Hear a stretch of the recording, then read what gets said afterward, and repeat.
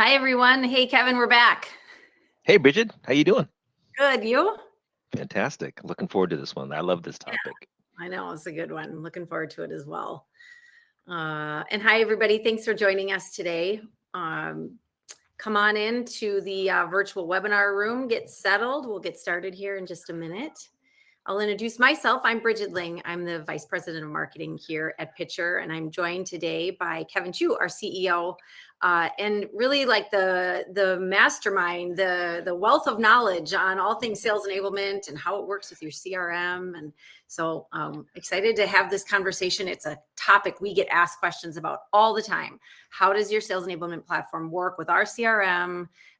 Can we optimize these things at the same time? What's the order of operations? How do we optimize each one separately? All sorts of things like that. So, Kevin, I appreciate you jumping on this conversation today. That's the first time I've ever been introduced as a wealth of knowledge of something. I'm sure if you ask my wife, she would say I'm full of something, but it certainly wouldn't be knowledge. Yeah, We'll but give her a this is personal invite next time. this is one of my favorite topics actually. I being a I guess a historical participant and bystander and watcher and pundit of CRM marketing technology for the past 20 years. I love this topic. So thanks for having me. Awesome. Thank you. And there is a question and answer tab in the bottom. We'll answer questions as we go, but we'll also save some time at the end for questions. So please drop them in as we move along. All right, well, let's get started. So let's just talk a little bit about the nature of a CRM and who it's really for. Kevin, talk us through this. Sure. This is one of my favorite things. When this is probably 25 years ago, when Tom Siebel really defined CRM, and that was back in the day when see, I was at SAP and Documentum back then, and SAP had defined ERP, manufacturing processes, inventory, demand planning processes for manufacturing companies. Really, ERP was really designed for manufacturing companies, and that was before the rise of PeopleSoft for HR, the rise of Siebel for Salesforce automation. I guess that's what it was called early in the day. But so Salesforce automation, or CRM, was really defined by, I want to keep all my customer data, my account data, my deal activity, and it was sort of an off ledger, if you can bear with me on that ERP-ish reference, an off ledger representation of what was going on in the sales organization. And there's a lot of chaos and a lot of a black magic, a lot of art was happening in the sales organization that needed to be brought in, but reined in. And before CRM, before Salesforce automation, it was really done on spreadsheets and really done back of the cocktail napkin of what do you think your forecast looked like. And so when Tom Siebel defined Siebel systems, and ultimately when Mark Benioff defined Salesforce and took it to the cloud, CRM became an anchor tenant of marketing technology. And what I mean by that is that it's a resting place, a holding container, a vessel, if you will, for all the different activity data, customer data, account data, forecasting data. And really, the forecasting component was probably the most important thing that sellers that companies were trying to solve for. Is that, how do I forecast revenue in a B2B fashion?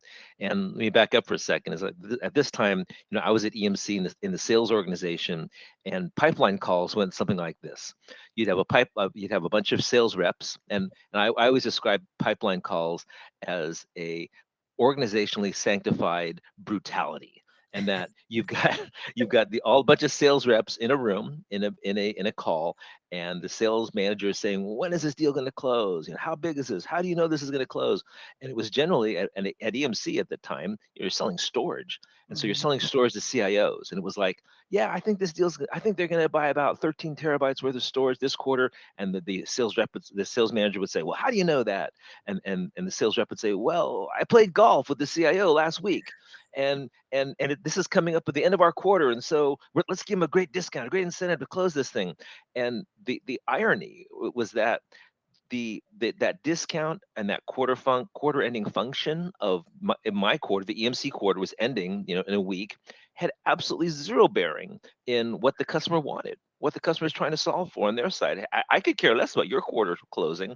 And Yeah. so trying to solve that, trying to shoehorn that into like I said, a organizationally sanctioned active brutality called a pipeline call, but was really trying to solve for forecasting. Yeah. And that was the promise of CRM, and it really didn't happen. And so that's sort of matching, and that's when the thought was, gosh, CRM really isn't for me, the seller. It's not.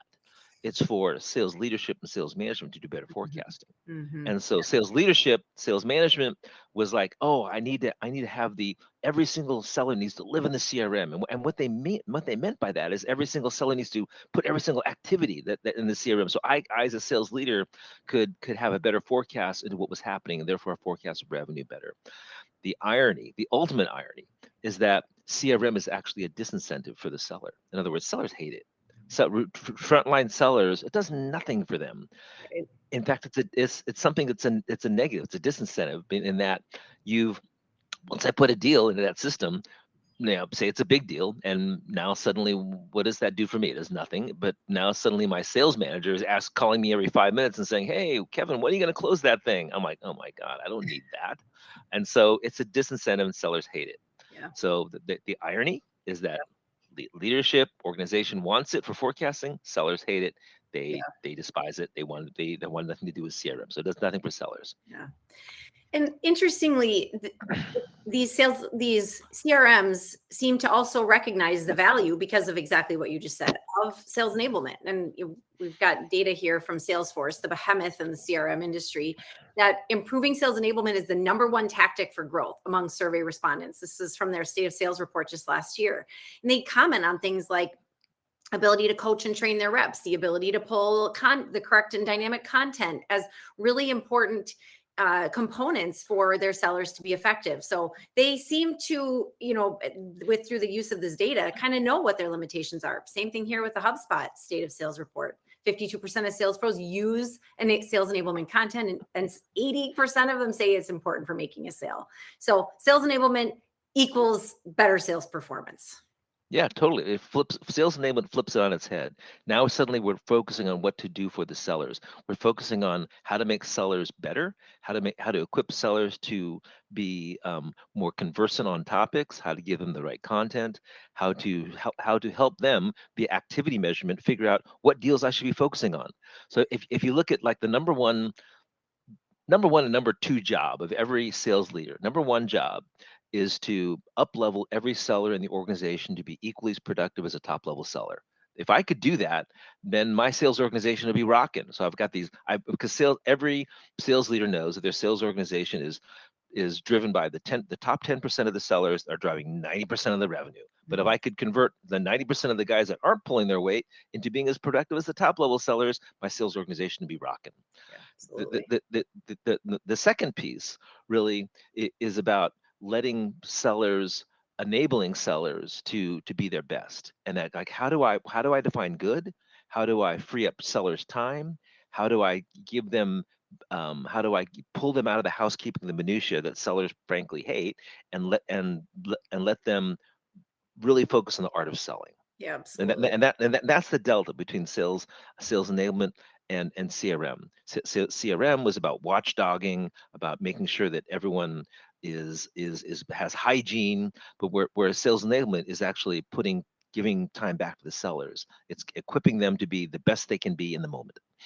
And we're going to take a look in a minute here at how a sales enablement platform integrates into CRM. But before we get to that, let's just give the high points on where do each of these platforms excel. A CRM excels where versus a sales enablement platform.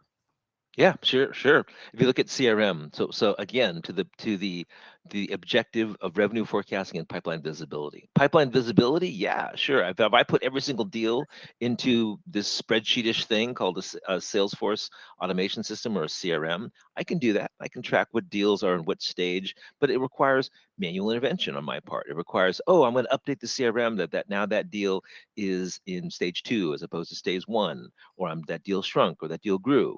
It's the system of record for me as a seller to update, and for sales leadership to look at and say, oh, look at that, look how big my pipeline is, look how many deals we're doing here, blah blah blah.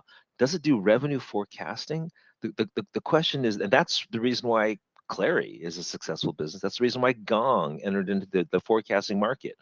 Clary entered in from the perspective of, I've got all these complex organizations, I've got multinationals, I've got different business units, I've got different industries, I want different slices of how am I doing in pharma versus how am I doing in medical device versus how am I doing in financial services.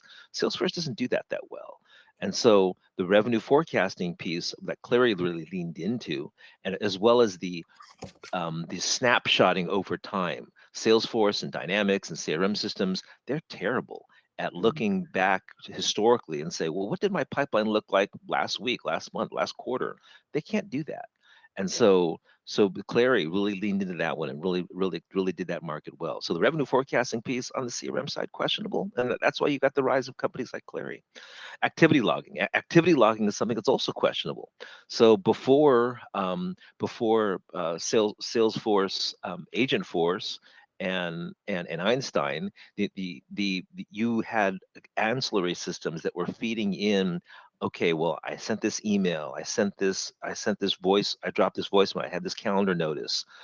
So that wasn't handled in Salesforce, but the a repository of Salesforce, the collecting point of Salesforce was Salesforce, or was CRM.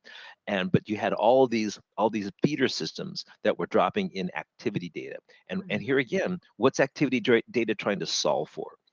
It's trying to solve for buyer engagement. In other words, when I do the natural language processing on that voice conversation that I had, or I do the email management, I look for sentiment analysis in that email. I look for frequency of cadence, and then I'm trying to solve for buyer intent, buyer engagement. Back to my example of, the guy in the golf course. I played golf with the CIO, and he's gonna do a deal for this much. Well, it really doesn't gauge buyer sentiment that you played golf with the guy. Come on. So on the sales enablement side, how does sales enablement complement the CRM? Well, back to my example of it frees up precious time. So it does all the predictive coaching, all the predictive content. And let me double click on that one a minute. So there's a fundamental DNA level um, uh, ruddering that goes on in certain companies, and within Salesforce, within Dynamics, within CRM companies, HubSpot, they're they are transactionally focused. What I mean by that is when these systems are transactionally focused, that means I put in something and I get out something. Like in an HR system or a payroll system, excuse me, I put in a time card and I get out a paycheck. In HR, that's not really transactionally focused. It's more like a bucket of stuff. So a bucket of this person was hired this date, this person, was promoted this date, this person had this review. It's a bucket of stuff. Transactional systems are I put in something and I get out something. Well, with like very much like ERP, I put in a journal entry and I get out a balance sheet or a P&L. That's a very much a transactional system. So people that build transactional systems are very much hardwired and DNA'd and siloed into building transactional systems. People that build content systems, people that build unstructured data systems, people that build systems that are more for creative work, like PowerPoint building or creative or Adobe Creative Suite. They're wired very differently, and that's why the CRM vendors don't necessarily get content and coaching because they're so transactionally focused. They're not content people. They don't understand the interrelationships of how content has lineage and provenance and different stages, and you can have different atomic levels of content management. Small pieces versus big pieces that are families. I understand that, as well as the coaching side. The pitch books, the natural language processing, virtual pitch coaching. They don't understand that, and that's why sales enablement systems exist, and that's why sales enablement systems are interoperate with the CRM systems, but are many times very separate. Buyer intent insights. So, Yeah, so, yeah, but, yeah. oh, Okay. actually, let me finish on that. Sorry. Yeah, yeah. But buyer intent insights. So when I engage with content, and this was really born out of website management. So when Adobe and Sitecore defined AEM or defined website management with AEM and Sitecore and site management, they were building websites. And what does a website do? A website, I go in there and I interact with stuff, and I see content and I click on it, and in a B2C environment, like say like I'm buying something at Target, I'm interacting with certain content items. I'm maybe putting something in my shopping cart. I'm comparing items, and what am I doing? I'm signaling buyer intent. I'm signaling that I'm interested in buying this item. And so when you translate that to a B2B environment, sales enablement systems have a way of capturing that, not only in a website type fashion. In other words, I can go to a digital sales room and I can see exactly what content objects I'm speaking to, but I can have that same preparation of, oh, that this journey orchestration is happening. In other words, as my buyer intent is changing, as my persona is changing, as maybe I'm a different person coming into the DSR, I'm getting served up different types of content. CRM systems don't get that at all. Mm-hmm. And lastly, engagement analytics. So engagement analytics is that compendium of email, voice, website traffic that all folds into and decodes to buyer intent. Next slide, please. All right. So then talk to us a little bit about the optimal, getting them to work together. Sure. So if you've ever seen a sales enablement system without CRM, it works great. It's a great repository for content. But once it's connected to the CRM, the two really work in harmony in concert. And that if you have activity that's happening in the CRM, like, oh, I'm in this industry, I'm in this stage of the sales cycle, I'm talking to this person, I've got this meeting coming up, then it lights up. Then the predictive content engine lights up on the sales enablement side, and it can serve you up the predictive content, build you the predictive content that is going to fit that buyer persona in that moment, in that buying moment, perfectly. The same thing happens on the engagement side. So once the buyer engages with that sales enablement content on the sales enablement side, I feed back that into the CRM to be the system of record that say, okay, this person interacted with this content, and therefore I'm folding in for buyer intent. Absolutely. And then this, I love this, the 5 core B2B MarTech functions. This is Okay, yeah, something you talk about all the time. I love this. This is, if you're starting a company from scratch, in other words, I've got a whiteboard and 3 guys and a trick duck, and I've got a great idea for a company. What do I need for that to make that company successful? I need a website. I need a way to figure out buyer intent upstream. I need marketing automation to send out emails and cadences, and I need a CRM, and I need a sales enablement tool to enable my B2B sellers, enable my sellers to have the right content, the right coaching. So let me walk through each of those pillars. Is that my website is all about that Adobe Sitecore experience where I'm building out and promoting my brand.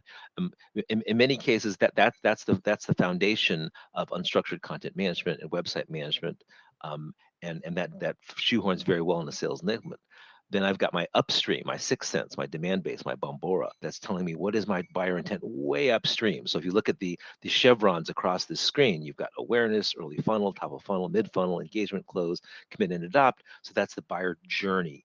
As the buyer journey moves across those chevrons, I engage with different systems. So way upstream, I've got sixth sense, demand base, mid funnel or early funnel, top of funnel. I'm on the website. Then early funnel to mid funnel to engagement, now I'm getting an email from this company. I'm getting a cadence from this company. I'm getting a voicemail from this company. That's the Marketo, HubSpot, Eloqua, marketing automation. Now, if I'm mid funnel, then I'm suddenly engaging with that company with a sales rep. So now I'm an opportunity. Now I've got a company record in the CRM. Now that's the land of Salesforce, HubSpot, Microsoft. All along that journey, though, is the sales enablement piece. So I've got to train up my reps in advance. I've got to show them, what is the right content to deliver at any point in the sales cycle, because along the sales cycle, my content needs, my inquiries, where I'm trying to solve for changes. So maybe when I'm way upstream, maybe I'm just trying to get sort of oriented into, oh gosh, what does this product do? And then when I'm mid funnel, then it's like, okay, now I like this product, I like this company. What makes this company different? When I'm going to the close phase, now it's like, oh, okay, now I'm ready to go to my board with here's all the use cases, here's all the proof points around this, and so that sales enablement chevron or that sales enablement work stream across all those different chevrons is super important as content changes throughout the life cycle of that customer journey. And somebody sent a question in, is, compatibility or integration between all of these various platforms and MarTech tools. That is something that happens and just via API seamless integration in a sales enablement platform, correct? So all of these systems, they do not operate as islands. Mhm. They all interoperate together. In other words, if your MarTech systems are truly humming along, then all of these are interoperating in concert. And yes, they do integrate through different APIs, either REST APIs or data feeds or open APIs. Those are standard table stakes for integrating both on the content side and the transactional side. Great. Desired outcomes. Sure. So this is the if all those systems are operating in concert, um, you will see increased win rates. In other words, you will see that I'm more targeted in on my I've gotten my upstream intent, I've gotten my mid funnel cadences going, I've got my content is predictive and focused on that right stage, that right persona, and so your win rates are going to increase because you've got the right message to the right ears at the right time.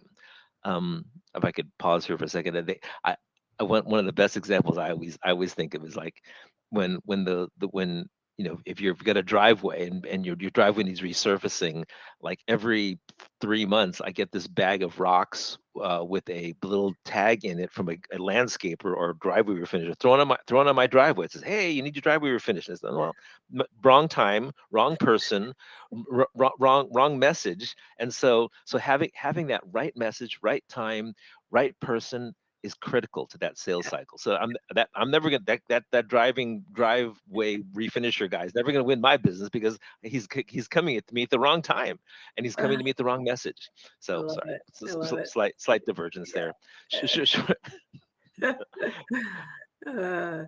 Uh, we get asked this question all the time.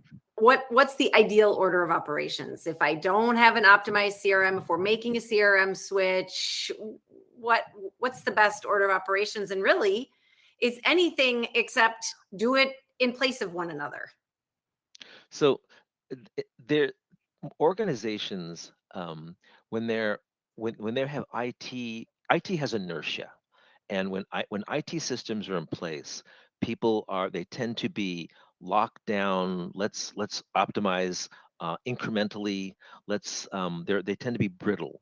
When dynamic IT organizations are flexing with the business, that's a different story. When now you've got change happening. You've got an IT organization that is in concert with the flex and the rhythm of the business. That's a different tact. And when you've got an IT organization that is having change, in other words, maybe I'm putting in a new CRM, maybe I'm putting in a new ERP, maybe Mhm. I'm putting in a new different processes, and I'm wiring different processes together, and maybe with some middleware or middleware bus. I've got a sales enablement system many times those can happen simultaneously. In other words, if I'm making change in this system over here, it makes sense for me to make change on an end-to-end contiguous process. In other words, this is probably dating me a little bit, but this is probably 25 years ago. We really defined that there was a content supply chain that was running parallel to a physical supply chain. The physical supply chain was like transactional systems, and the content supply chain was the digital the document management, the content management systems. And so if your physical systems are not running in parallel with your digital systems, your content systems, then you've got impedance mismatch, and you've got, well, we did this system first, now we've got, but if they're arriving together in concert, in other words, my CRM system and my sales enablement system are being modified, upgraded, improved in concert, that's when you've really got synergy. So the um, in order is always generally probably preferred, but I've also seen where organizations are saying, well, I want to maybe slipstream these behind each other, and so because of just IT issues. When you talk about in place of each other, that's a common that's a common misconception, is that, I don't need a sales enablement system, or I don't need a CRM because I have the other. That's Yeah. not true. Right. That's patently not true, because that now you're not getting both sides of the same coin. Right. If you're just implementing a CRM system, you're getting the transactional, that organized brutality, in those pipeline calls. You're getting that, but then your salespeople are going to say, well, I can't sell because I don't know what content to use, or I don't know my sales teams aren't coached up on this. Let me give you an example. Is that many times organizations, M&A or product growth, or a new product business unit, or a new GM coming online is a forcing function for change, Mhm. obviously. And so if I've got a new M&A activity happening, or a new product business line happening, somebody's taking the number for that new revenue stream, for that new organization, for that combined entity. Yeah. And generally the way these go down is that person turns to the person doing the leadership of the M&A, turns to the sales leader and says, "Are you willing to take on that quota for that new product line or that new company that we're acquiring?" If that sales leader hasn't, they've done their homework, and they're astute in making sure that their organization is enabled. They're going to think to themselves, do all my sellers know the pitch? Do all my sellers know the right content? Do all my sellers know this product line of this company we're acquiring? And if the answer is no, that sales leader is not ready to take on that new quota. In other words, you're not going to see the synergies that were promised when you first entered into the deal, or you first launched that product line. The new product line comes out, and when the product line comes out, and the first thing the sales leader is going to get is, are you ready to sell that new product line? And the sales leader knows that his people are not tooled up to execute on that from an enablement perspective, then Mhm. that's a problem. And Yeah. so that's why the order of operation in place of each other, it doesn't it's generally having both systems is generally the best. Yeah, for sure. And a long-winded answer. Sorry about that. I love it. So we're going to take a look now at just a demo video of how these integrate. But I think what we want to just highlight is how a platform can really guide your sales reps through every step of the sales process, while simultaneously it be powered by integrations within other components of your tech stack, whether that is your CRM or ERP or any of the others listed here. So anything, Kevin, you want to comment on that before we show the video? No, this chevron really encapsulates, what's the difference in a modern sales enablement system. It does all the preparation, all the engagement, the Right. the follow up, the emails, the calendar, and the coaching real time. So let's go ahead and roll the video. All right, awesome. So the first thing we're going to do is just walk and talk through a video that shows real integration with your CRM. We're using Salesforce as an example, and let me pull this video up here. All right. So this is clicking into an account here. Hold on for a second. Oh, my video just went pixelated. Yeah. So now I'm. Here, Yep, thank set you. the stage. Yep. Thank you. So now I'm pulling into an account. Yeah, for some reason my video just went pixelated. So if can you see it properly? Because I can't I really see it can. properly. I'll just let me pull it down and um, go back and share it one more time. See if we just refresh it here. How does it look now? Yep, looks better. So Okay. so as you're pulling into this is a financial services wealth management example. So as you're pulling into a particular account and this is iframed within a CRM system, I'm going to see what are the particular goals. Here I'm going to a Tahoe vacation home, a wedding coming up, that I'm preparing for this particular individual.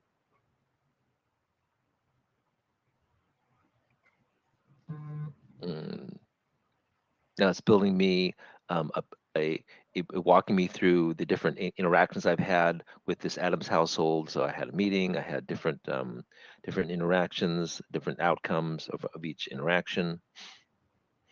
And this is now all in the sales enablement platform. So we we've integrated this from Salesforce into Pitcher. Correct. And so now I have the ability to pull in content assets. So in other words, now I've got this transactions happening. I'm going to be go ahead and pulling this pieces of content in. These can be videos, can be PowerPoints. These can be different discussion points that I'm now going to be highlighting for my next interaction with that customer.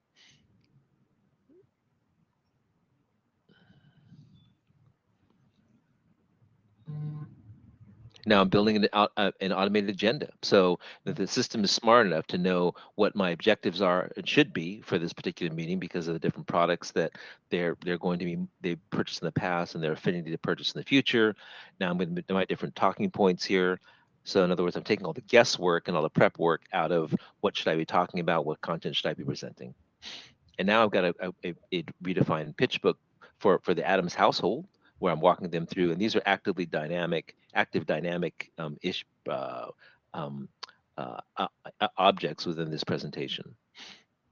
And we're looking at a financial services example, but the same applies across all verticals. I mean, whether it's CPG, med tech, pharma, I mean, all of this dynamic content gets pulled right out of the CRM for regardless of the vertical. 100%.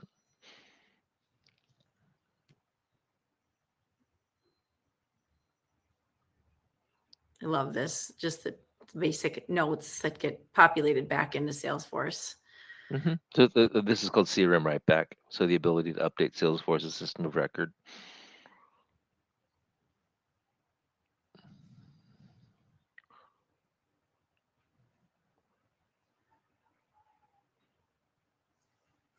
And the ability to continue to have your marketing collateral updated and available to your reps, just like we're seeing here. As a marketing person, it's pretty important to me. Oh yeah, a lot of this is about brand consistency, image consistency. Yes. Make sure you've got the right content foot forward. Right.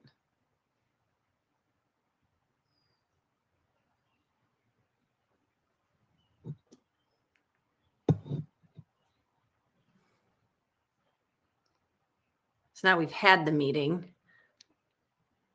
Love this, that now we're going to schedule the follow-up all right in Pitcher.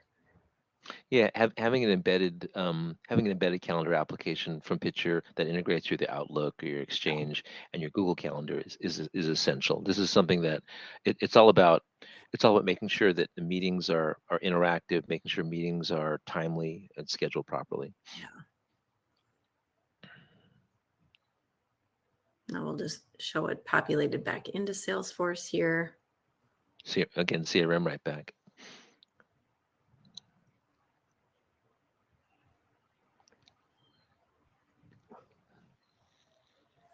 There it is. Yep.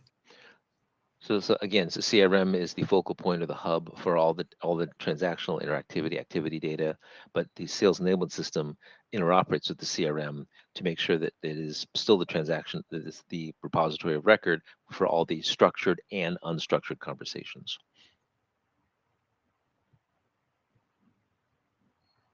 There's our deck we used for the meeting. Mm-hmm. That's all housed there. Yep. And there's our next meeting. Cool. Yeah, it's awesome. In the next little video, we're going to show how to integrate one of these apps for calendars. Yeah, I think what if I could tee this one up as you're getting that one ready. The one of the powers of having what most of our customers call a future-proof container within Pitcher is that you've got the ability to pull in third-party and Pitcher-developed applications or applications that your IT organization develops into that vessel. And so via our app marketplace, you can pull in various snippets, various agentic agents via or application snippets within the framework to build out a robust application with modular code. And Pitcher's unique in that we're the only platform that really has this robust open app marketplace to choose from for this type of app we're going to see. Yeah, in the sales enablement world, absolutely. Yeah. All right, so let's just take a quick look at installing the calendar app. from our app marketplace.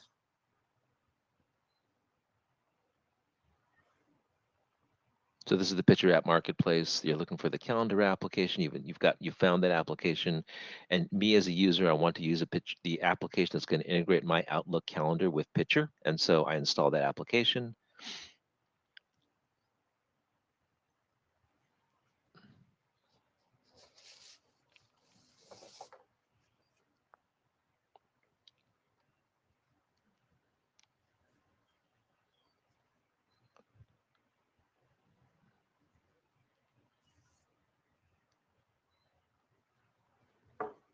Yeah, works. Create a meeting.